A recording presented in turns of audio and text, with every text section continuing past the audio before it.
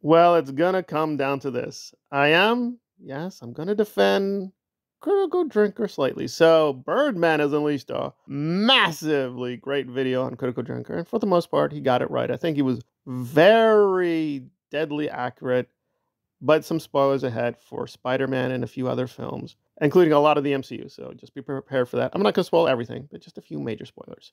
Now, I don't agree with Birdman on all things, and I've disagreed with him a lot on the Sonyverse. He's a little too nice to it, but I do think he's a solid guy. And again, we have to get this out of the way. Birdman is a black man, but he's not just any black man. He is pretty out there. He does have his own little niche. He doesn't really go for the anti-woke stuff or fighting the muff feminists or Brie Larson. He can appreciate a beautiful Brie Larson and her delicious milky breasts and say, I think this film's okay. It's mostly garbage, but I enjoyed Brie's performance and the way her buttocks were prominently shown in several shots. So he's a little bit all over the place politically and socially and culturally. He does his own thing, and I appreciate a lot of his critiques. I can't lie, I'm using him as a model because he has quite a lot of subscribers. He's making some pretty good money. But he did tell a few lies. And again, I do hate Drinker. I do think for the most part he is a piece of racist garbage. However, I don't know if he's full-on racist like Nerdrotics or some of these other people. I think Mauler and Nerdrotics are slightly worse. But let's hear his critique, and his answers, I think, are mostly convincing, but he has a few issues.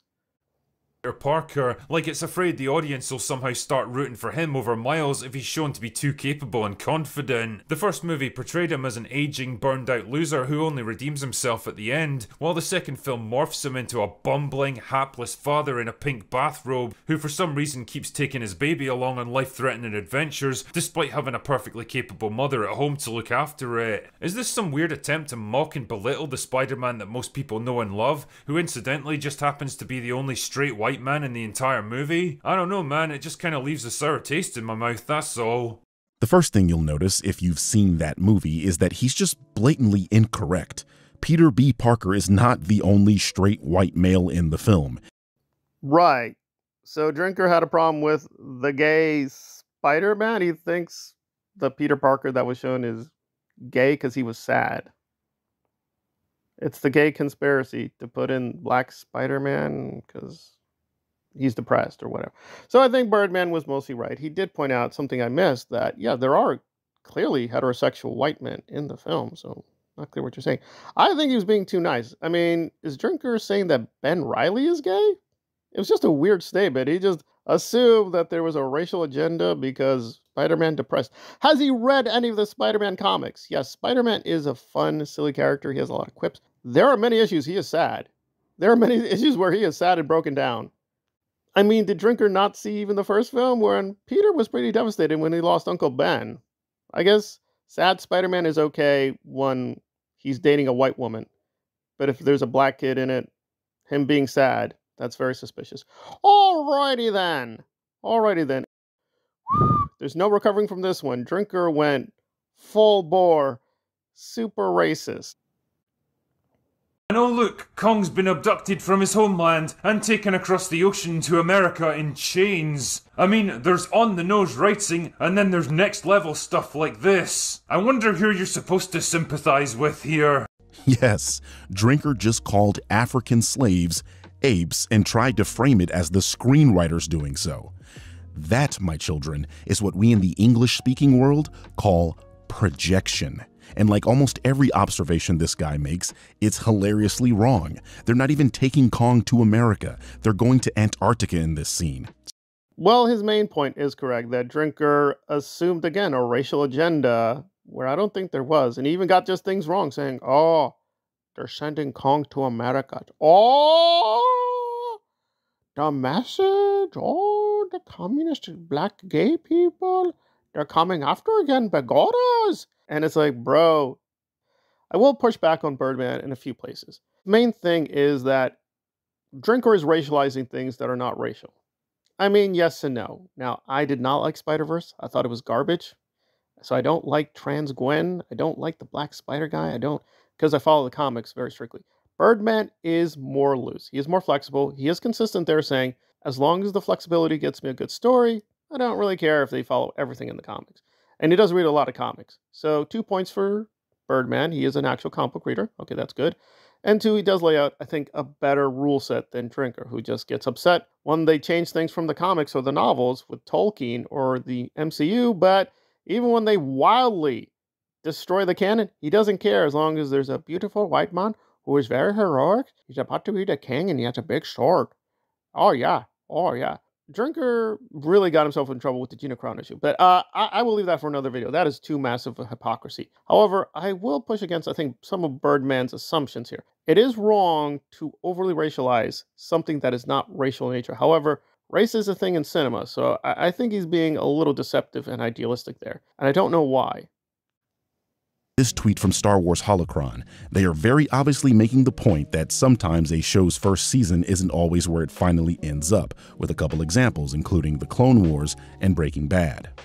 When Will saw this, how do you fail at understanding the point this hard? This is one of two things. He either understands the point being made but is attempting to misrepresent the point to, again, galvanize an The shadow of the Acolyte is here. So Drinker made a lot of money. Even after promising not to review the Acolyte, he still reviewed the Acolyte. And he has been caught red-handed, changing titles of videos deceptively, going from like, oh, this is trash and it's woke and it's women's and blacks. But then, when the show is successful or the movie is successful, oh, I had some questions, but, you know, it was not overly woke. It was okay. It is just not for the drinkers. So, is Drinker deceptive? Yes. Is he pretty racist in some videos? Yes. Is he definitely a grifter? Absolutely. However, Drinker bringing up race per se or having these racial readings is not illegitimate. The problem is he's just very lazy and doesn't pay attention.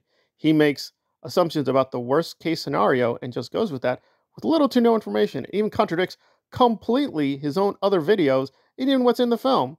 And this is a guy saying, oh, I have the objectivities and the Mauler and the no contradiction, blah, blah, blah. But he will accept contradictions easily if the film fits his ideological agenda. So I think Birdman's main point is correct that, yes, Drinker has a racial agenda, and it is not a good one. He is clearly very right-wing and conservative. However, is Drinker a racist? I don't honestly think he is. I think he is because, again, you know, like it or not, he did celebrate Blade coming back in Deadpool and Wolverine. He did. On the record, he said, oh, I kind of like that.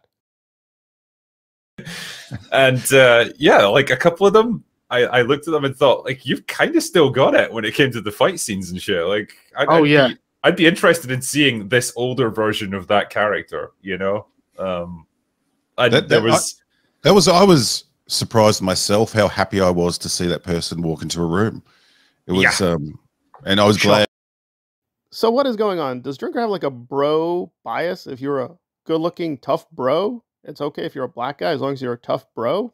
Maybe. He does seem to have a consistent stereotype of black men. They're either really strong or noble or stoic, or they're a sidekick.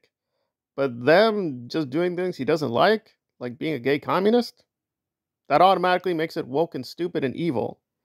But my guy, there are black communists out there. There are gay black communists. I can't say a story with a gay black communist is automatically a stupid story.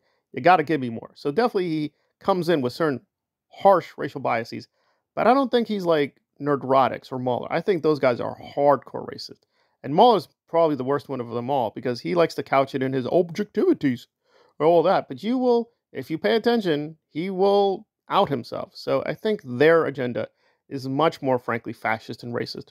Drinker, I think, is just doing talking points. He's very lazy, he is a grifter, and he is, frankly, he's doing the dog whistle to attract racists. But is he a racist himself? No, he's not. But he is willing to make money from racists. Like Jeremy Johns, basically. He's just Jeremy Johns, but with just a Scottish accent, but even more dumb than Jeremy Johns, which is really shocking because Jeremy Johns is already incredibly stupid. He's not a film historian. He's just, you know, a moron on YouTube.